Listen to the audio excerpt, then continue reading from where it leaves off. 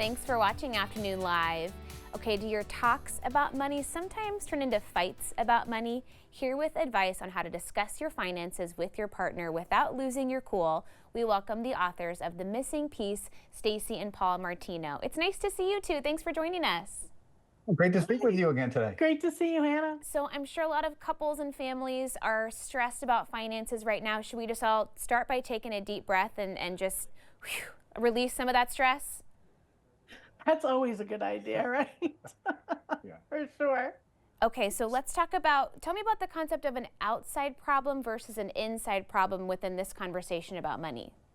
Yeah, such a great example because when something happens, it happens to us suddenly, we start to go into reaction mode, and that's understandable, but we lose sight of what's really happening. And at the end of the day, an outside problem, an outside circumstance, such as losing a job or some kind of a financial stress suddenly showing up at our doorstep in one way or another, is still an outside problem. It's not a relationship issue. It's not about the two of you. It's about a circumstance in the outside world that what we want to do is navigate that together. We want to navigate that as a team that's aligned on how we're going to deal with the actual issue.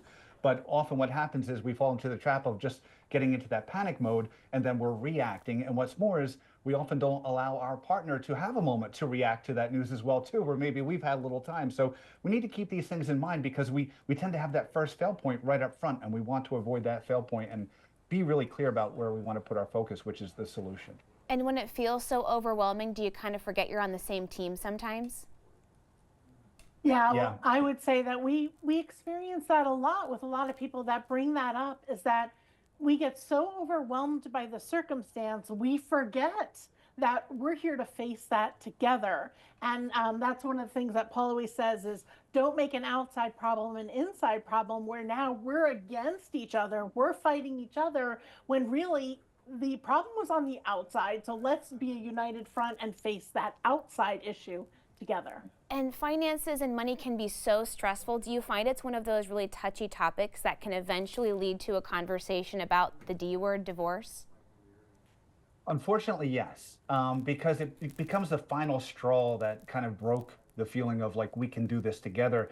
And the truth is that's not really a reflection of the topic being that important. It's a reflection of a buildup of a lack of solved topics over time. And this just kind of is the breaking point. And that's unfortunate and it's sad because at the end of the day, when we have a focus of us and we work each day, like we spend the 365 days of our year together working as a team, building rapport, building alignment around other smaller issues. When these bigger issues come, they're just a bigger issue, but not something to separate us. And it's unfortunate that we feel like because we can't see eye to eye on money, or we can't see eye to eye on parenting, or whatever that topic is, that we feel like that's a reason to divorce. And that's unfortunate because at the end of the day, you will not escape differences between you and the next person or the next relationship. Those differences will always be there. They're not a problem by themselves. The problem was our inability to navigate those differences over the prior year or before this circumstance happened. And that's where we really need to focus our energy, is learning how to navigate those situations. Well, and a lot of people, their framework, especially about money, is really based on how they were raised and what they saw in their households. Do you find that people don't realize how different everybody's circumstances, and they don't realize their partner had a totally different experience? It's so true. And not only does your partner have a different experience, but they have different concerns. They have different fears. They have different dreams. They have a different focus. And it's one of those great examples where we get so attached to our how this should be, how we're going to get through this, how we should spend, how we should earn, all of those specific hows. And we are doing it because that's the only way we can think of right now to make sure we're safe, to make sure we're secure, to make sure we're both going to be okay. But the beautiful thing is, one of the gifts that your partner brings you is another perspective that you never got before. They're smart. They have good ideas too. They have experiences too. And when we just take a minute to loosen our white knuckle grip and hear what they have to say without so much resistance between them, you, and other people that you might ask too, you'll get more hows, more ideas, more brainstorming, right? That's the concept of the mastermind, which you never know what is actually going to be the thing that will solve it. We have to be open to hearing different perspectives, because that's truly where the new idea will come from. Yeah, that's a great way to approach it. Well, and ironically, I'm just thinking about money can be such a stressor and lead to a fracture in a relationship, but a divorce or splitting up a household is so expensive. Yeah, I don't think there is anything that exists in the world that will ever do as much financial damage as a divorce, right? Most people end up losing half of everything they've accumulated to that point. But then if you think you're stressed now, try adding an entire and second household.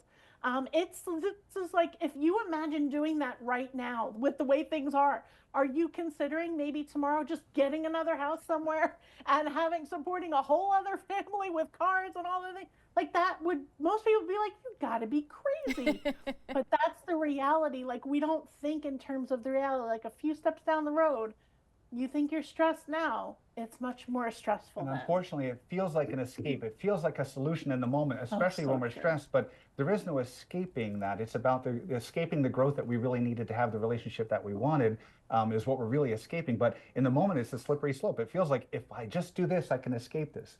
And yet we don't really. We don't think down the road, as Stacey said. Yeah, makes a lot of sense. Hey, I appreciate both of you sharing your perspective. It was so great chatting with you. Well, always great to speak with you. Good to see you. Okay, the book again is The Missing Piece, and we'll have more information on our website at katu.com. We'll be right back with more Afternoon Live right after this.